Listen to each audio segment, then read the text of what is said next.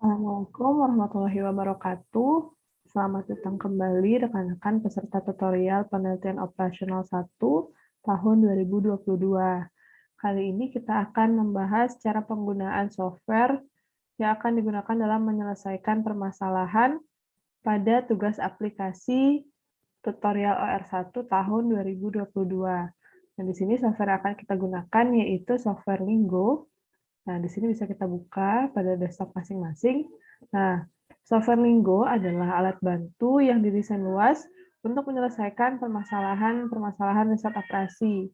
Misalnya, permasalahan program linear dan non-linear, kuadratik, quadratically constrained, stokastik, dan optimasi model integer dengan lebih cepat, mudah, dan efisien.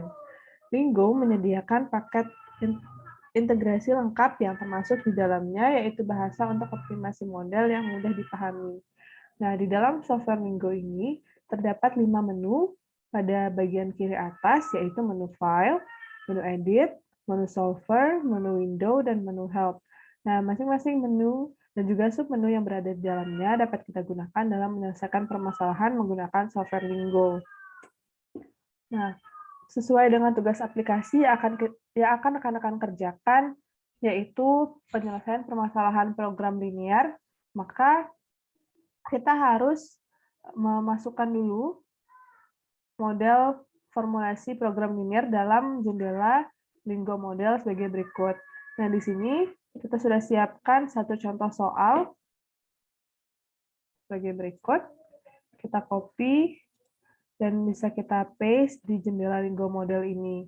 Nah, dalam menuliskan atau menginputkan formula program linear dari contoh soal atau contoh permasalahan kita harus mengikuti aturan-aturan yang terdapat pada Linggo model ini. Nah, yang pertama, untuk elemen formula yang pertama yaitu elemen fungsi tujuan.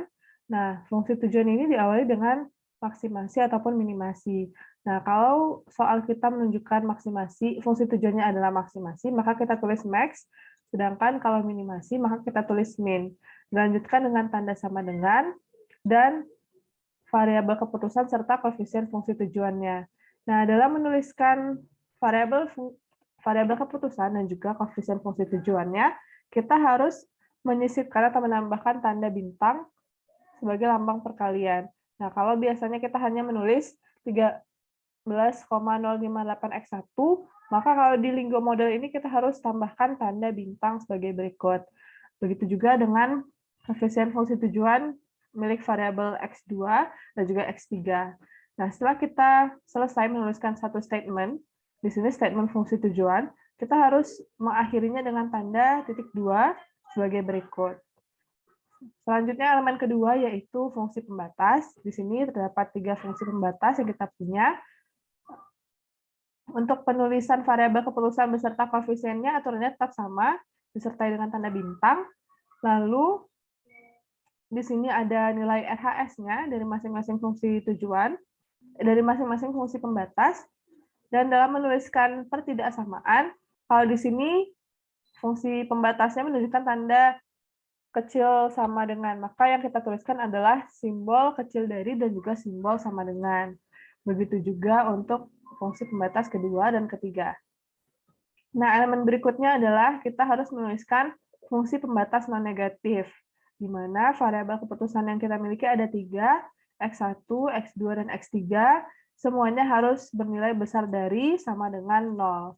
Nah, jangan lupa untuk menuliskan tanda titik koma di setiap akhir statement. Nah, setelah kita selesai menuliskan seluruh elemen formula program linear, kita akhiri dengan sintaks N sebagai berikut. Nah, untuk tulisan yang hijau-hijau seperti ini menunjukkan komen atau komentar yang bisa kita tuliskan dalam Linggo model.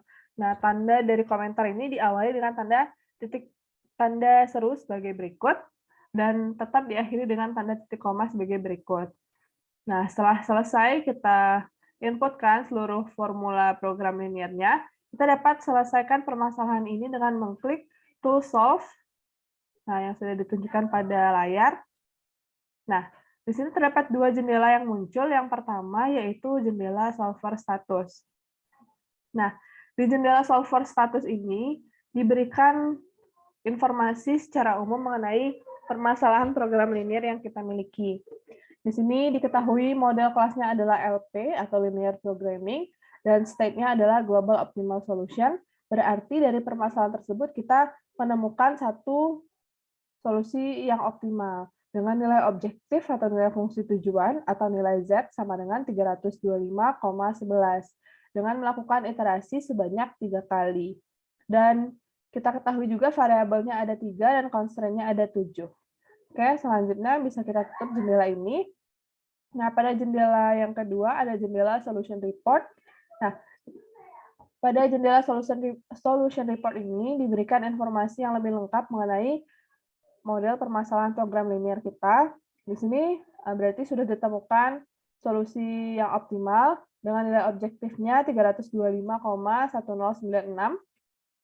atau juga dibulatkan menjadi 325,11. Lalu ada iterasinya sebanyak 3 kali dan model kelasnya linear programming. Ada 3 variabel dan juga ada 7 constraint. Nah, di sini ada beberapa kolom. Untuk yang di atas ada kolom variabel, kolom value, dan juga kolom reduce cost. Nah, kolom variabel ini menunjukkan 3 variabel keputusan yang kita miliki, yaitu X1, X2, dan X3.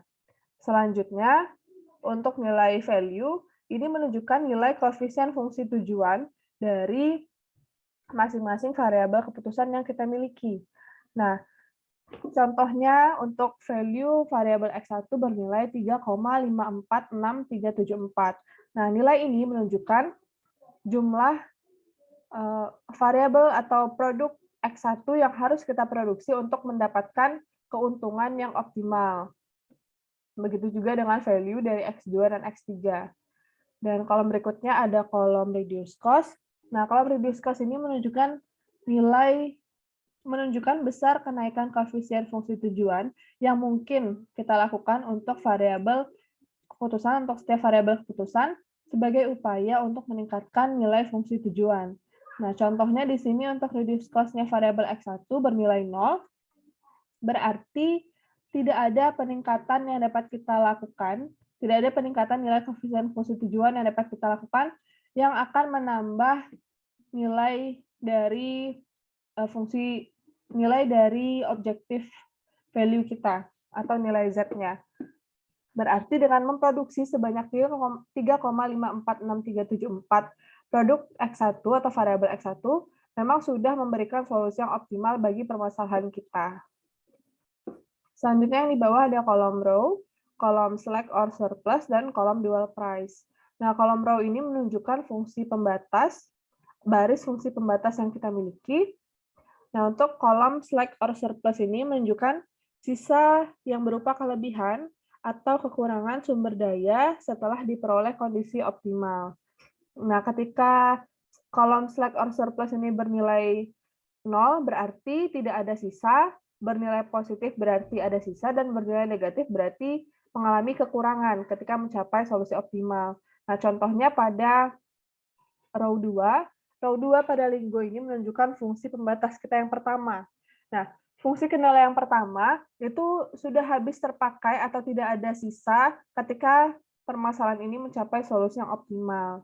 Nah, untuk kolom berikutnya ada kolom dual price atau shadow price, menunjukkan besar kenaikan keuntungan yang diperoleh ketika kita menambah kapasitas sumber daya tertentu sebesar 1 satuan. Nah, misalnya di sini ada sumber dayanya di fungsi pembatas yang kedua pada row 2. Nah, nilai dual price-nya sebesar 0,609 sekian. Berarti ketika kita menambah kapasitas atau persediaan atau merubah nilai RHS sebesar 1 satuan, maka akan menambah keuntungan sebesar 0,609 sekian pada permasalahan kita.